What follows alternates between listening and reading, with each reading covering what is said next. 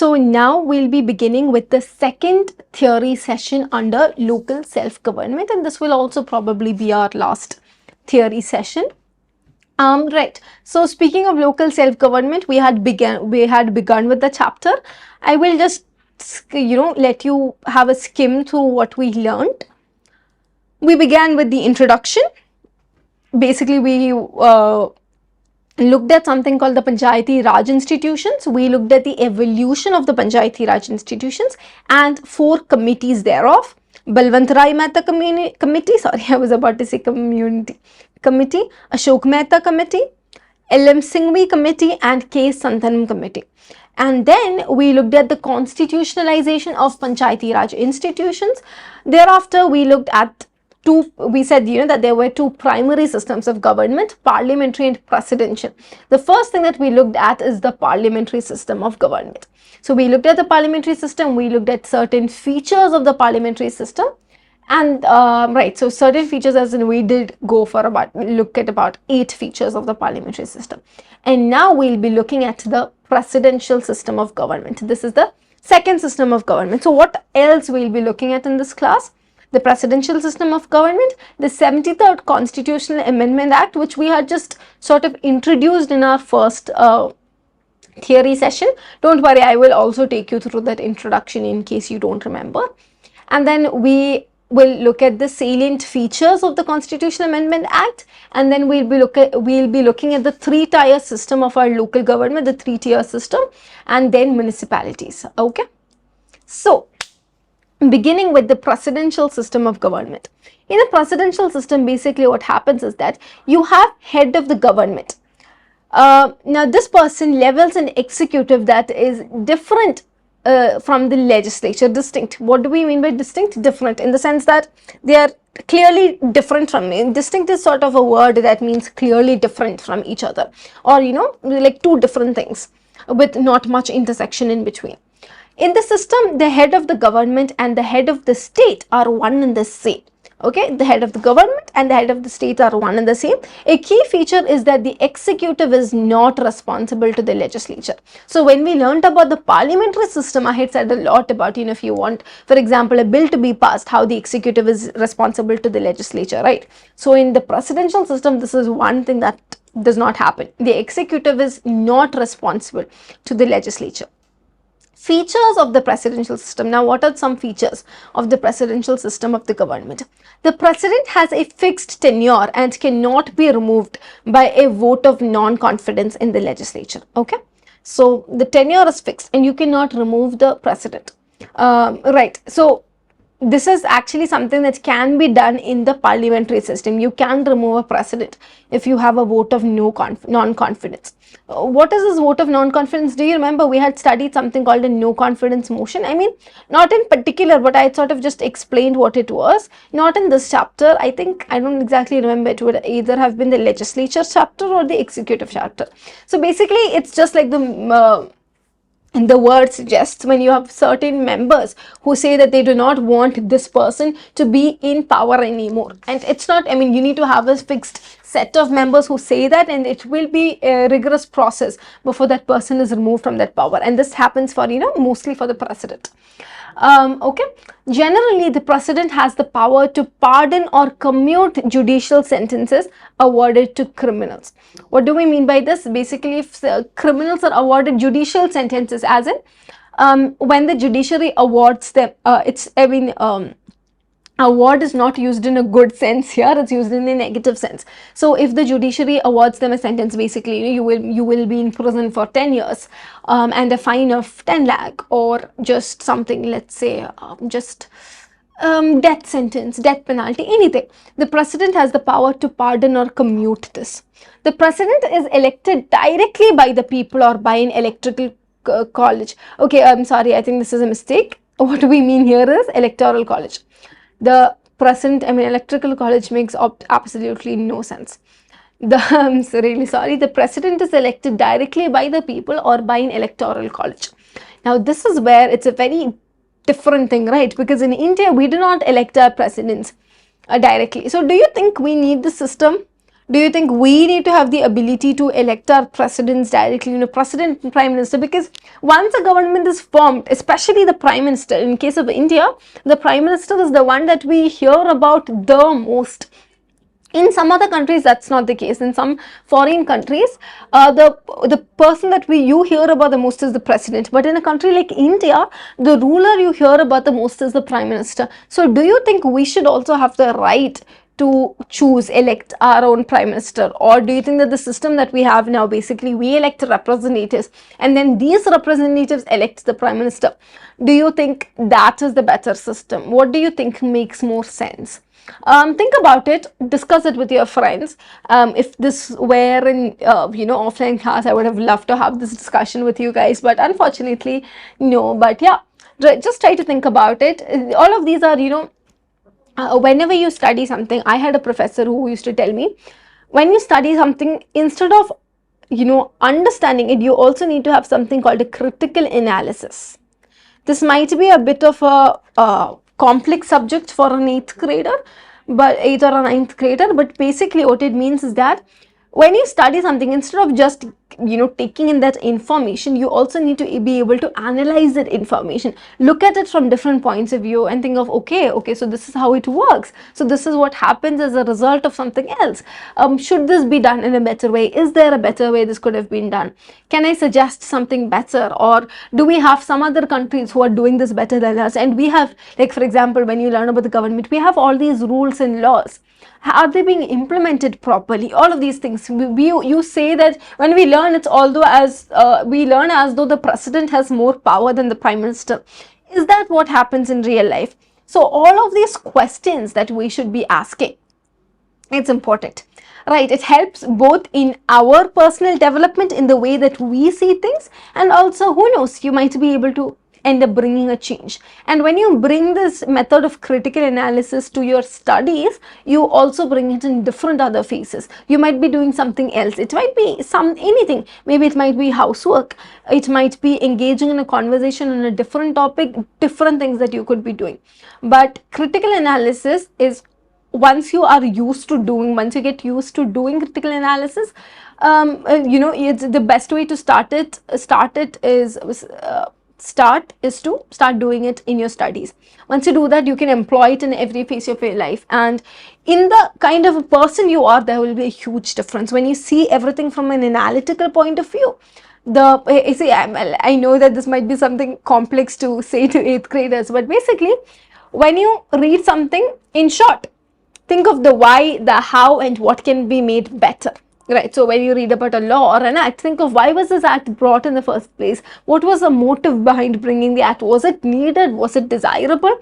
Okay, and then how can it be made better? Now, so usually what happens is that an act is brought with a set of motives. Okay, they give a set of motives, but once it's implemented, you see a whole lot of other things happening. It might be that people react in a different way. It might be that the act in itself ends up doing things that they had never planned they would do, things like that. So then you also need to look at the impact. Okay, what has this act actually been doing? Has the act done what it said it would, or has it been worse? What has been happening is also something you need to look at. Okay. So yeah, so where were we here? Yeah, we were talking about that, the fact that the president is elected directly by the people or by an electoral college.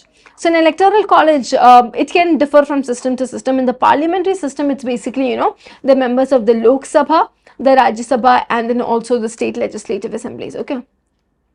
Right. The executive, when we say the executive, who we mean is president, can veto acts by the legislature. What do we mean by veto? Basically, if the legislature passes some act, to veto means you sort of deny that, as in you do not let it happen. You say, no, I'm not going to allow this. So that's what we mean by veto. So president is that sort of like a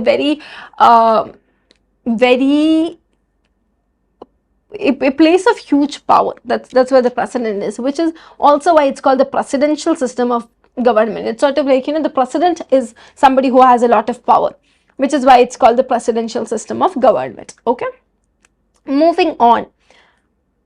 to 73rd Constitutional Amendment Act 1992. So I had told you that we had already studied this somewhere. I will show you where it was. Studied in our first theory class. Here. We just had a basic introduction when we talked about constitutionalization. Basically, they try to introduce the constitutional amendment bill. That was what it was called.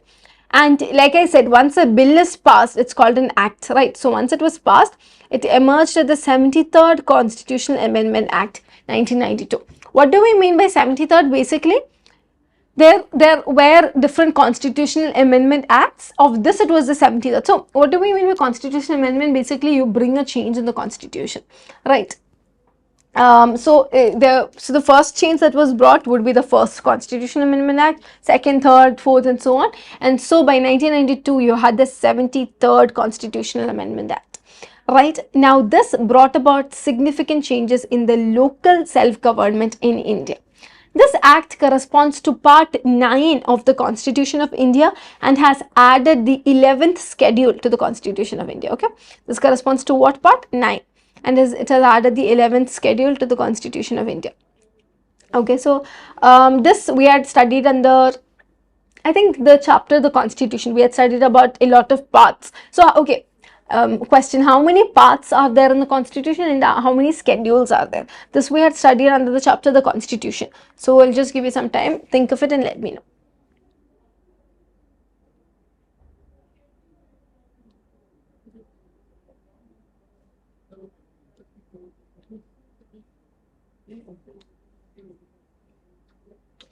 Right, so basically there are 22 parts in the Constitution and 12 schedules. Okay, of these 22 parts, this act corresponds to the 9th part, and of the 12 schedules, this corresponds to the schedule right before that, and 11th schedule. Now the act contains 29 functional items of the Panchayat, and the articles it deals with are 243 to 243. This is not 0, it's O. Okay. The state governments are under the constitutional obligation to adopt the new Panchayati Raj system in accordance with the provision of the act. Basically, the Panchayati Raj system, the state governments need to make sure that it is adopted in their state.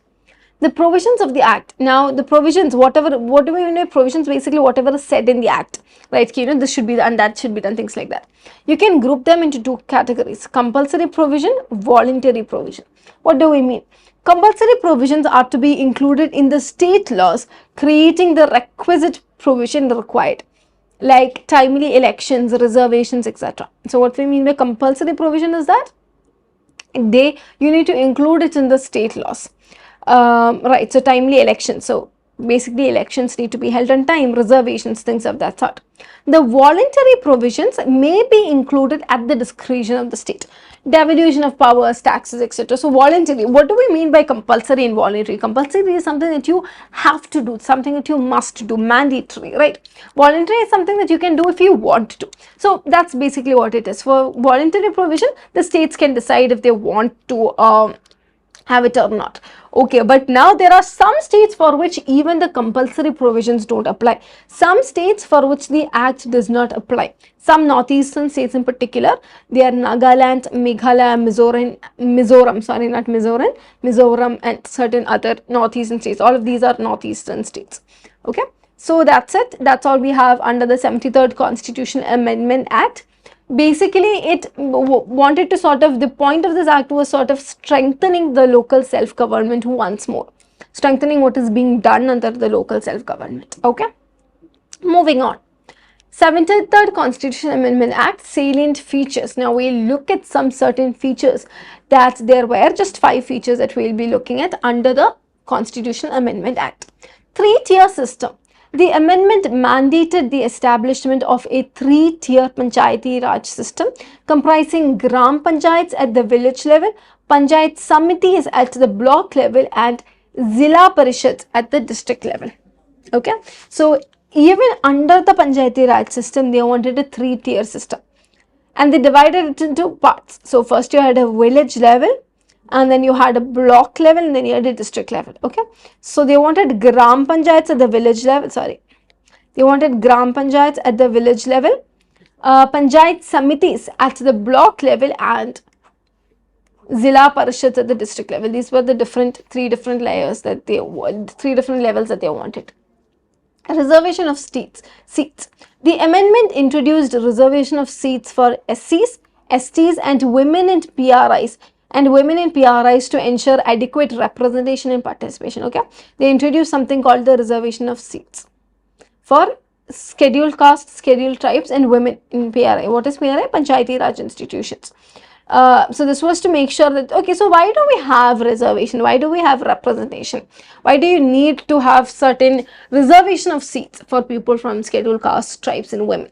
Basically, if you see, all three of these are minorities, right? Scheduled caste, tribes and women and minorities. And these are also three groups who have been oppressed for a very long time and groups who continue to be oppressed. So for such people, it is the point of giving a reservation is, otherwise if there were no reservation, these seats would also be taken by people of the majority, because one, they are the majority. Two, these people who are oppressed, they do not get as many resources. So for example, if it is an exam where you need to study, they will not have as many resources to study. If it is election, they might not be aware of the election or may not have the necessary resources to actually win an election, right? So, and then what ends up happening is that they will end up having no representation. So there will be nobody to represent the scheduled castes. There will be nobody to represent the scheduled tribes or nobody to represent women. So you can have people from upper castes who speak for the rights of the scheduled castes, but there is a limit, right? You do not understand the pain of the people unless you are actually in their shoes. So it's important to have representation from different levels. This is why our reservation of seats was introduced by the government. Okay, moving on. Regular elections. The amendment made regular elections to PRIs mandatory to ensure democratic functioning and accountability. So another problem with the PRIs once they were initially set up is that elections would not happen regularly. There would be, so the whole process of conducting an election is also something that is not very easy, right? I mean, all of us agree to that. So that was another issue that there was at that time, that the elections were not held regularly. So they made regular elections to PRIs mandatory. What do we mean by mandatory? It is just another word for compulsory. Basically, they had to do it. It was a must. To ensure democratic functioning and accountability. Functions and powers. The amendment entrusted PRIs with several functions and powers relating to planning, implementation and monitoring of development programs, management of local resources and collection of taxes and fees. Okay, so there were several functions and powers, planning, implementation. So they were given a lot of things to do, responsibilities, but also a lot of roles. So another way of putting this is roles and responsibilities.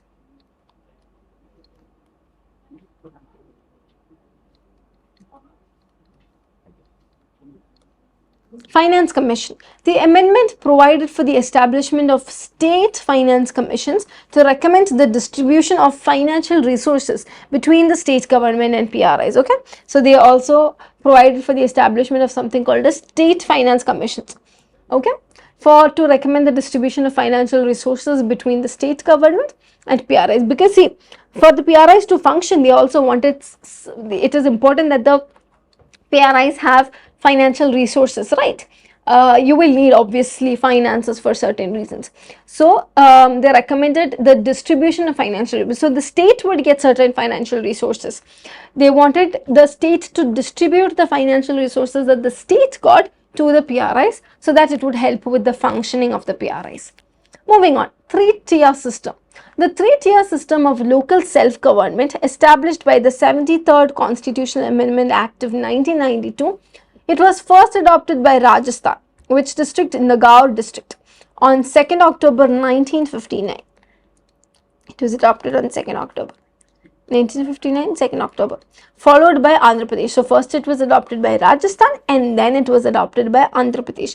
Encompasses 3 levels of PRIs, Panchayati Raj institutions.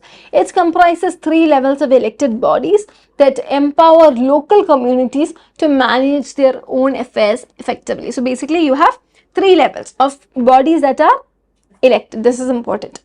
Okay, elected bodies the point is that you empower local communities to manage their own affairs effectively.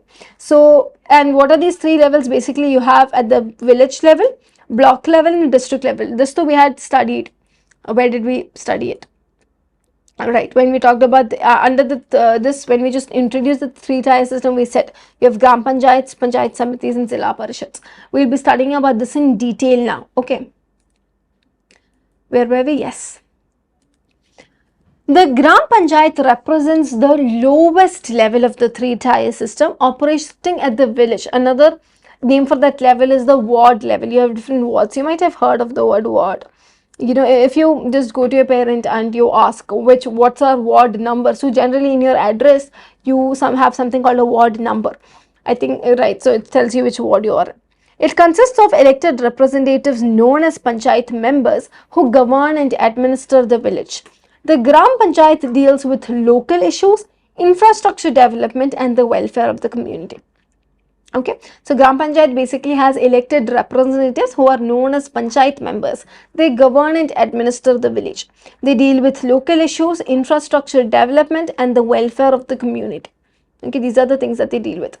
Panchayat Samiti, block level. The Panchayat Samiti is the intermediary level of the three-tier system, functioning at the block, mandal, or taluka level. This is where they function. It comprises elected representatives from various Gram Panchayats within the block. The Panchayat Samiti focuses on block level planning, implementation of government schemes, and coordination between Gram Panchayats. Okay, this is what the Panchayat Samiti focuses on: block level planning, implementation of government schemes, and coordination between Gram Panchayats. Then you have something called the Zilla Parishad or the district level. This operates at the district level, representing the highest tier of the three-tier system. It consists, basically, they have elected representatives from Panchayat Samitis within the district. Okay, this is what it has: elected representatives from the Panchayat Samitis within the district. The Zilla Parishad handles district level planning, resource allocation, and supervises the functioning of Panchayat Samitis in Gram Panchayat. This is what the Zilla Parishad handles: district level planning, resource allocation, and supervises the functioning of the Panchayat Samitis and Gram Panchayats. Okay, so you have the Zilla Parishad at the district level, and the district level is the highest tier, which, I mean, I think you would know. So there are states. After states, what comes soon after states is districts, right? Right, so you have elected representatives from these Panchayat Samitis, and they handle district level planning, resource allocation, and basically just look at the functioning of the Panchayat Samitis and Gram Panchayats. That is what you have under the three-tier system. So just take a look. This three-tier system is something that's important. I'll give you some time, just sort of read through the points that we have now learned. I'll give you just some time. Not all points, just go through whatever I've underlined.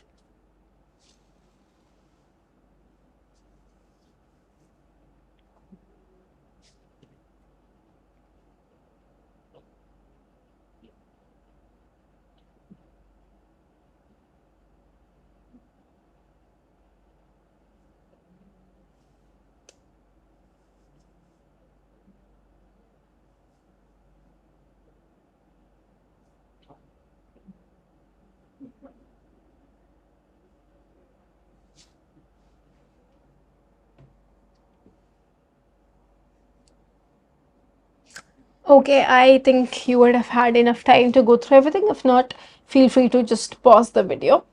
Anyway, let's move on. Now we look at municipalities. Municipalities are mentioned in Article 243P to 243ZG. What comes before P? O, right? 243 to 243O. We had studied that something was mentioned. 243 to 243O. What was it? Do you remember? I'll give you some time. I told you it was part 9 and the 11th schedule.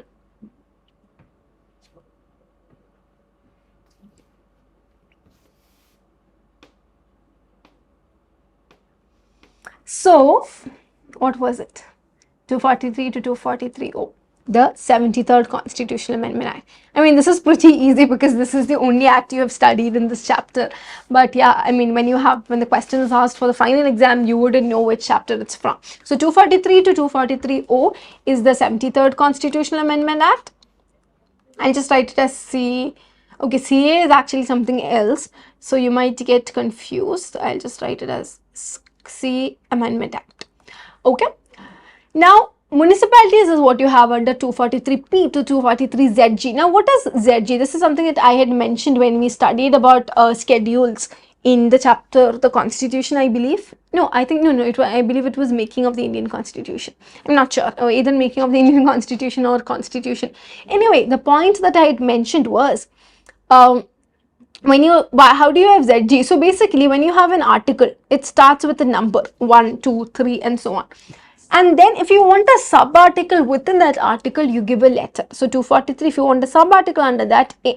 Now, the second sub-article under the article 243 will be 243B. Okay. The third sub-article under the article 243 will be 243C. So this will go so on and on, right? 243A, 243B, 243C, and on and on and on. Now, when you reach 243Z, okay, what if you want one more sub-article under article 243? Where do you go? Can you go back to 243AA? AA is actually one method, but what is usually done is you go to ZA. So basically it's the continuation of that. So 243ZA, and then you can have 243ZB, and then 243ZC, and so on and so forth. Okay. So yeah, that's what you have. This is what you have under the Constitution of India. This, right, so this, you have the provision of local government units in urban areas. So when you say municipalities, it's basically panchayats but in urban areas. That's an easy way to remember. Panchayats in urban areas, that's what you refer to as municipalities. So Constitution of India provides the provision of local self-government units in urban area by inserting Part 9A through the 74th Amendment Act 1992. Okay, so 73rd Amendment Act, where is it? That was also in 1992. Okay. So, okay, wait, I think this is a mistake. No, this is the 73rd Amendment Act. It's the same act that we're talking about. So, this is why it comes under the subpart. Because when something comes under a subpart, it should... So, 73rd Constitutional Amendment Act comes under Part 9, right? So, a subpart of this will also come under the same thing. So, the subpart is the 74th Amendment Act.